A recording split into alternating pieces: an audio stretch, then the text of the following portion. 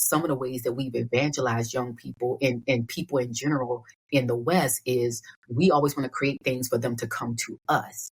So people going to do what they do in their day-to-day lives. And if we're living our lives as disciples of Jesus, we can be sharing that truth and living that authentically in our day-to-day lives. And so we meet people where they are.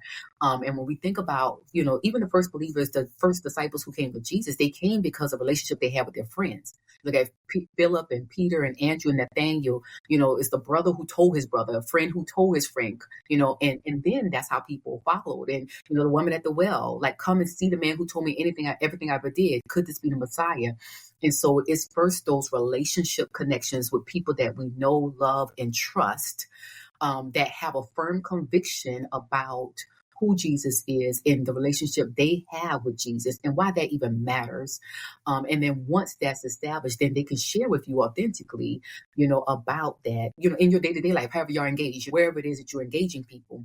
And then, as you grow, you start looking at the other ways that we can deepen that faith. But the entry point is normally just because of relationships we have with people.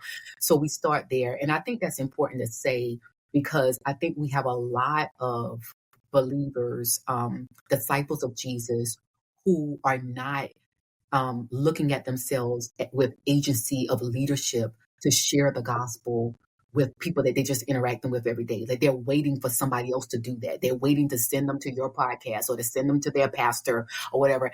And I know the days of that has never worked really, but it's also, we're just not going to get there if everyone doesn't understand that, the Lasan Congress says the whole church taking the whole gospel to the whole world. Like, we all have work to do. As a leader of leaders, I'm about mobilizing the whole church to get to work.